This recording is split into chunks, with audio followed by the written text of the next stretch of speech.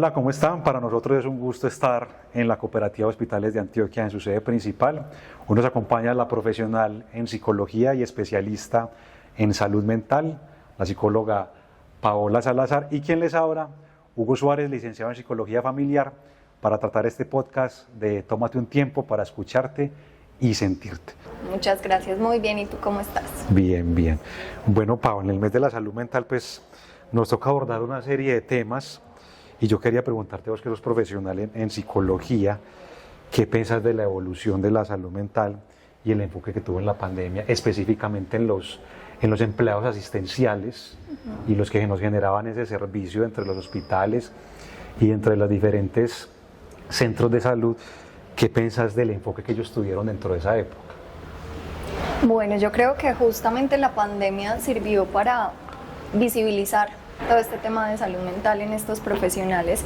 Lastimosamente antes, aunque teníamos un enfoque específico en salud mental, pues no estaba tan visible y no estaba tan exacerbado todo el tema de salud mental que justamente golpeó a estos profesionales a raíz de la pandemia, de todo lo que les tocó enfrentar, de ser esa primera línea en ese sentido. Entonces yo creo que justamente, entre comillas, lo que nos puede quedar positivo de la pandemia es que visibilizó un tema tan importante como es la salud mental en estos profesionales. Sabes, Pau, que creo yo que es algo muy importante dentro de este personal asistencial, y es que muchas veces dábamos por hecho que como son personal de salud, pues siempre van a estar bien, ¿cierto? Y una de las cosas que se vieron dentro de todo este periodo y esta época es la necesidad también del acompañamiento que hay que hacerle a ellos dentro de sus capacidades, dentro de sus talentos, porque muchas veces se ven enfrentados a un tipo de estrés, ¿cierto? A veces postestrés traumático por todas las cosas que enfrentan, el tipo de atenciones que hacen, y a veces no se les prestaba esa atención que se necesitaban, y eso fue lo que evidenció también la pandemia.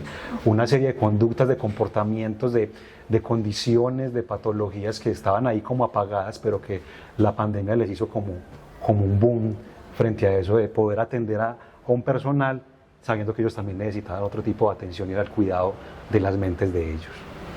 De acuerdo, incluso en esa misma línea de esa visibilización, yo creo que es muy importante también que se empezó como a voltear la ruleta hacia dejar a un lado esa estigmatización, pero también la autoestigmatización, justamente porque o por miedo o por culpa o por el que dirán, justamente estos profesionales específicamente podían como ir metiendo debajo de la alfombra esas situaciones que los iban afectando, pero justamente hoy, a partir de todas estas estrategias que, como tú bien lo mencionaste, en el marco del Día de la Salud Mental, pues nos ayudan a generar mucha más conciencia frente a estos temas que nos atañen a todos. Mira que me gusta eso que decís de la alfombra y meter por debajo. Muchas veces se da por hecho de que se está bien, ¿cierto?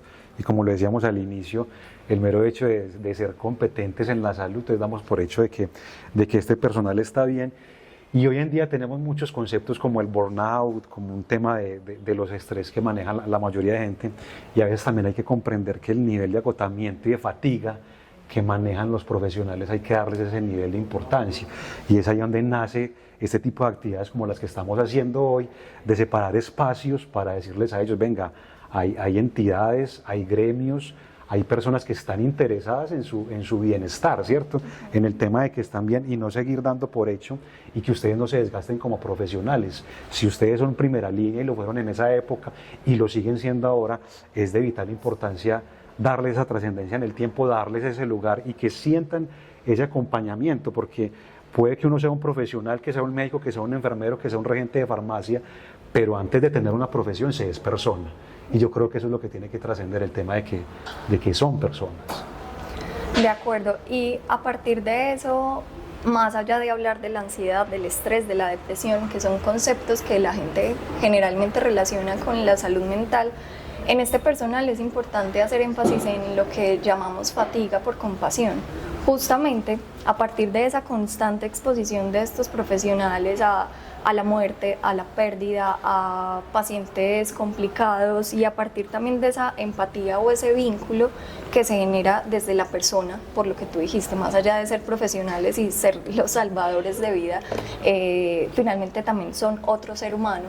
Entonces eso hace también que esa fatiga por compasión genere miedo, genere incertidumbre, genere tristeza, genere agotamiento, y que incluso se empiecen a preguntar, yo sí sirvo para esto.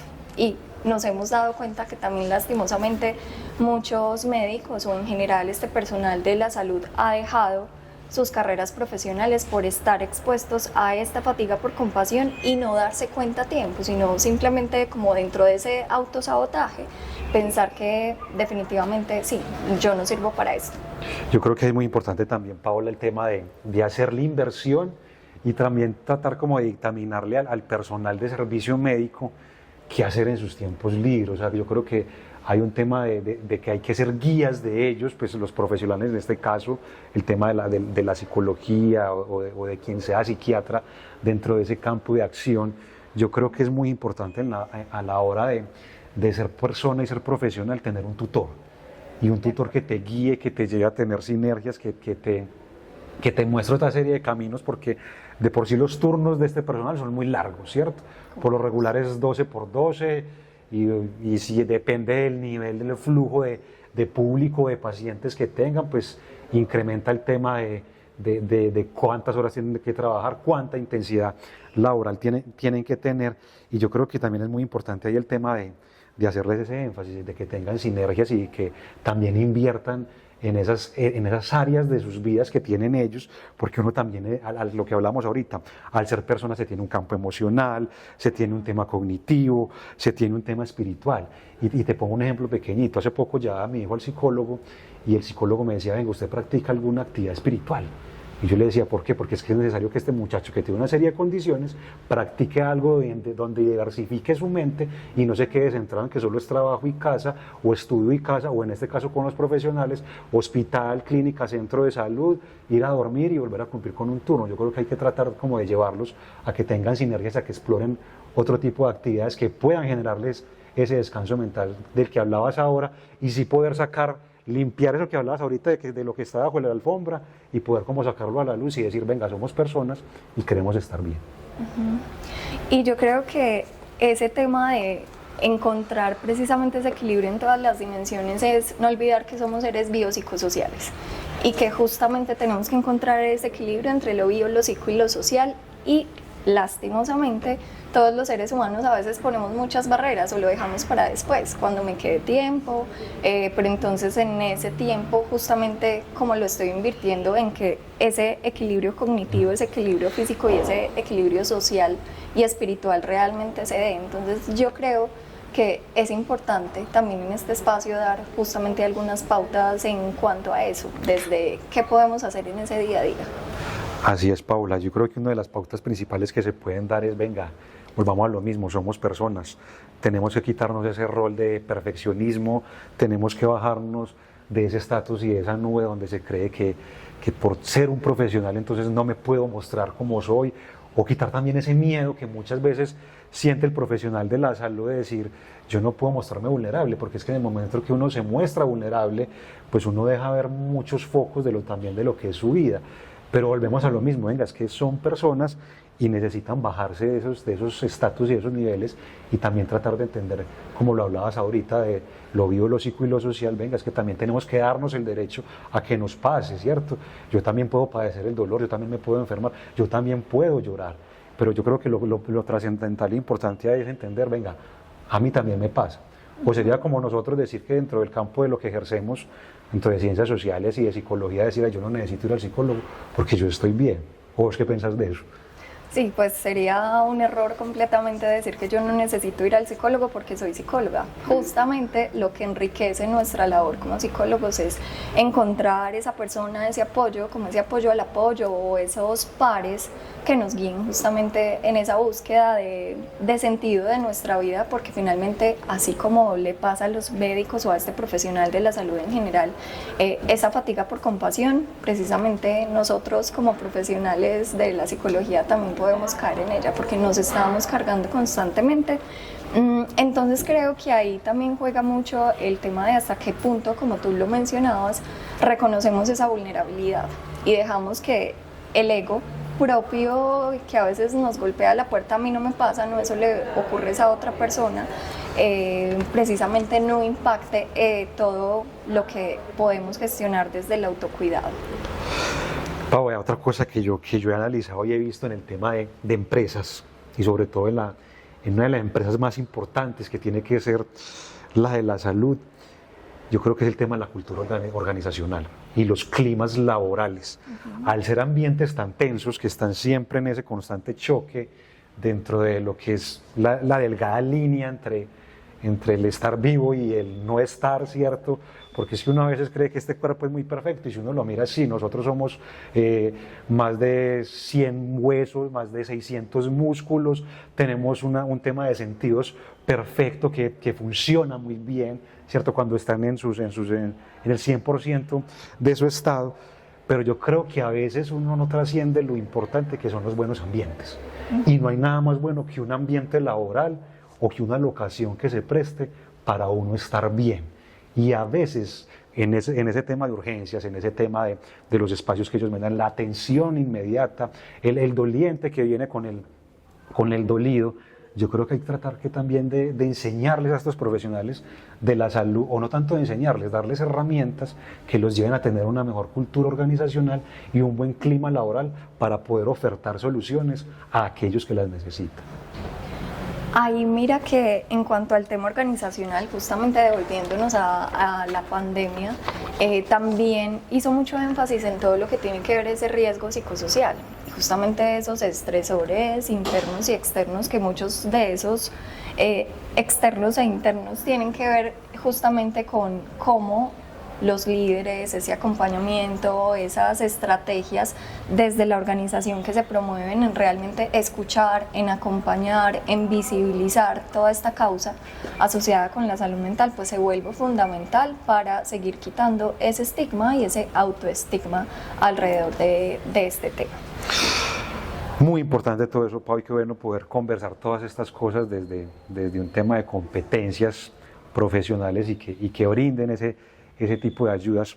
Hoy está muy de moda en redes sociales y yo creo que digamos como la parada en el tema de todo lo que es el campo psicológico y social lo tienen los españoles, ¿cierto? Uno ve que hoy están muy en tendencia una serie de españoles que manejan mucho campo de acción, pero fue porque se dedicaron como a enfocarse a unos temas muy específicos y es la capacidad de poder ligar el cuerpo con la mente. Hace poco yo escuchaba una entrevista de Eduardo Galeano, un escritor suramericano, donde él decía que los intelectuales son los que separan la cabeza del cuerpo, ¿cierto? Esos que trascienden en tanto conocimiento suelen hacer ese tipo de cosas. Y estos, digámoslos como estos nuevos, esta nueva ola de la psicología enfocada en coma bien, ¿cierto? Vístase bien, haga ejercicio, vaya a la naturaleza, preocúpese por usted. Hago una serie de cosas, creo Paola, que desde el campo de acción que lo haces, que es desde el tema empresarial, yo también desde el tema del campo del empresarismo y del potenciar el capital humano. ¿Vos qué pensás de eso? O sea, ¿cuánto enfoque hay que darle y cuánta importancia hay que darse a uno mismo y a esos profesionales de la salud frente al tema del cuidado del cuerpo? Todo el enfoque que se pueda. Yo creo que ese tema es fundamental, pero justamente reorientarlo hacia, o sea, qué pasa o por qué tenemos que hacer esas actividades, qué beneficio nos van a traer, porque sí, muchas veces nos dicen como el recetario, duerma bien, coma bien, pero ¿qué es dormir bien? ¿Y por qué tengo que dormir bien? Entonces, creo que ahí justamente conectar ese cuerpo con la mente nos permite tener unas estrategias pues como muchos más puntuales y enfocadas realmente a yo qué consigo con eso. Que por ejemplo ahora los españoles también, y por ahí tenemos varios psiquiatras que están hablando justamente de cómo esos neurotransmisores impactan esas pequeñas actividades que hacemos durante el día. Entonces creo que ahí es importante que también retomemos ese tema. Así es, Pamate, que a mí me ha gustado mucho en el campo de entender la psicología, la importancia también de lo que uno consume, ¿cierto? Y que va ligado pues a lo que estabas diciendo de esta nueva ola que tienen los psiquiatras y los psicólogos españoles. Y a veces nosotros no entendemos, a veces creemos que lo que ingestamos, que la comida es tragar y masticar. Y resulta que la comida es información biológica, ¿cierto? Y va trayendo una serie de información a nuestro cuerpo. Y así muchas cosas que están alrededor de nosotros, y eso con el foco de lo que decías de la importancia de esos neurotransmisores. A veces estamos encantados viendo reels, y ese es el entretenimiento que tenemos. Vea reels, pase el dedito, y no hacemos ningún otro tipo de actividad que le genere una diversificación al cerebro, y a veces quedamos tan centralizados que no hacemos otro tipo de actividades cuando hay muchas cosas para hacer, como lo proponías ahorita. Venga, la importancia que tiene hacer el ejercicio, el dedicarse 30 minutos, como lo decías, no, venga, esto no es un recetario, y creo que una de las cosas que nos tienen aquí haciendo este podcast fue la invitación que nos hizo la doctora Sandra y Julián, que están detrás de cámaras y no los están viendo, pero se les da el crédito de, venga, quitemos ese cliché. Uno no tiene que ser siempre un doctor a que le diga como un recetario, vea, este es el paso 1, el paso 2 y el paso 3. A veces hay que como que diversificarse, o sea, ampliemos el espectro, ¿cierto? Usemos los sentidos, y en ese uso de sentidos hay una cantidad de cosas y herramientas externas que nos pueden generar una serie de beneficios, y que tienen que ir con ese foco, creo, Paola, de trascender a la importancia de la salud mental. Y en este foco de la salud mental, ¿vos qué pensás de la importancia de tener contacto con la naturaleza? No, yo creo que ese contacto con la naturaleza es fundamental, precisamente para impactar positivamente esas hormonas que tenemos en el cerebro, y hablo específicamente de una, la serotonina, que es esa que nos da ese bienestar, y justamente poder salir a caminar en el sol 15 minutos en contacto con la naturaleza nos va a permitir que esa hormona del bienestar emocional se nos active, y por eso también decimos salga a caminar 15 minutos, dele tiempo a esa hormona también de que se active y haga su efecto, porque si yo me voy a caminar, doy una vuelta aquí a la cuadra de mi casa, pero creo que es también entender ese impacto positivo de ese contacto consciente con la naturaleza, porque es diferente yo salir y, como tú lo decías, pegado al celular, sí, estoy en contacto, estoy afuera, pero qué tan consciente realmente estoy haciendo esa actividad que me permita impactar esa biología que quiero impactar para que ese espectro cambie. Imagínate que hace poco hablaba con un médico, con un doctor y con un deportólogo. Entonces decían, venga, es que muchas veces uno le pregunta a los pacientes que si hacen ejercicio, y ellos dicen que sí, sí, yo camino, me demoro casi 15 minutos en ir a coger el metro, o en ir a coger el bus, o en ir a coger el transporte público. Y él me especificaba, este deportólogo, y me decía, venga, eso no es deporte, eso no es caminar, porque no hay una programación desde el cerebro, desde decir, venga, el mero hecho de yo cambiarme la indumentaria, en el caso de las mujeres ponerse un leggings, ponerse el top, en los hombres su pantaloneta y su camiseta, ponerse un zapato adecuado para ir a hacer esa actividad, programa el cerebro de una manera diferente y lo predispone a lo que va a hacer. No es lo mismo ahí, si yo hago ejercicio pero camino 30 minutos en tacones, no. Usted lo que hace es generar una fatiga ni la tremenda, y castigar los gemelos y castigar el cuerpo. Y yo creo que entra una cosa muy importante, y es cuando usted programa su cabeza, cuando usted se predispone a hacer muchas cosas, tenemos una máquina extrapolarmente poderosa como el cerebro, y dicta muchos patrones de lo que se tiene que hacer. Y cuando uno empieza a hacer ese tipo de cosas, pues volvemos a lo mismo, se genera una diversificación, empiezan los neurotransmisores a producir de otra manera, se ve el mundo diferente, ¿cierto? Se alcanzan soluciones. Y aquí, Pau, me voy a sentar un momentico y voy a poner dos ejemplos. Hace mucho tiempo le preguntaban a Steve Jobs que qué hacía cuando él se bloqueaba y no le fluían las ideas, y él decía, yo hago una pausa, salgo a caminar 10 minutos y después vuelvo. Pues volvía, porque ya no está cierto, pero cuando regresaba encontraba las ideas. Y hay algo muy importante a la hora de hacer prácticas deportivas, y es que los deportólogos dicen que los deportes ayudan a ajustar los sistemas de comunicación.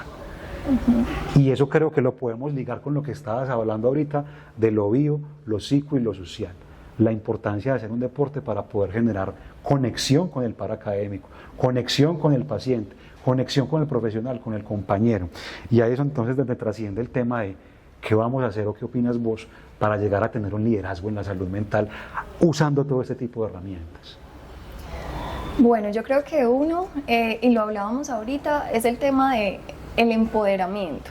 Y ese empoderamiento es desde esa autoconciencia y esa autoeliminación del estigma, porque a veces volvemos a lo mismo por ese miedo, por ese temor a ser señalados, a ser vulnerable, pues eso nos limita también de que esto se visibilice.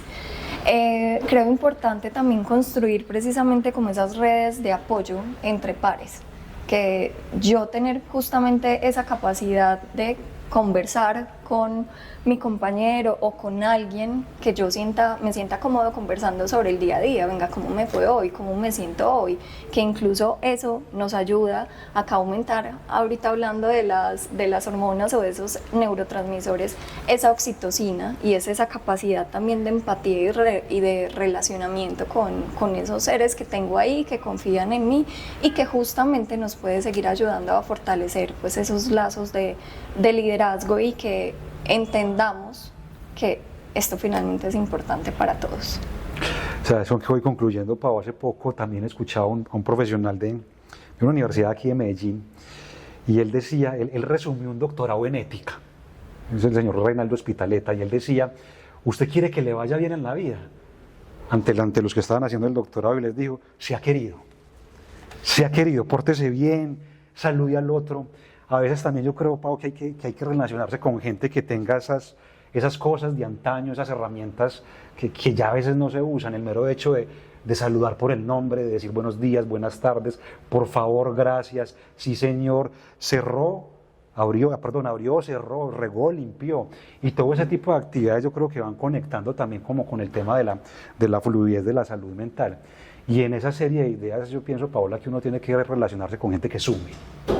Uno tiene que rodearse de personas que sumen. Hoy está muy de moda hablar de la tóxica y del tóxico, ¿cierto? Hoy está muy de moda escuchar una serie de canciones que a veces en vez de motivar y elevar el ánimo, pues nos ponen como en tendencia a la nostalgia y a muchas cosas. Y yo creo que en este tema de hacer liderazgo de la salud mental, ¿y qué opinas vos? ¿Qué debemos de consumir? O sea, ¿con qué puedo alimentar yo mi cerebro? ¿Con qué puedo yo alimentar mi mente? Para, como lo decías ahorita, esa serie de neurotransmisores se activen o exploten o vayan más allá de quedarse en ese limitante de siga viendo reels, siga viendo videos y no pase de ahí, sabiendo que hay una serie de actividades. Entonces, pregunta por usted como profesional, mi queridísima Paola, ¿qué hacemos para alimentar nuestra mente? O sea, ¿qué herramientas podemos utilizar para poder ser fluidos y llevar estas capacidades que tenemos en lo mental y en lo emocional a otro nivel?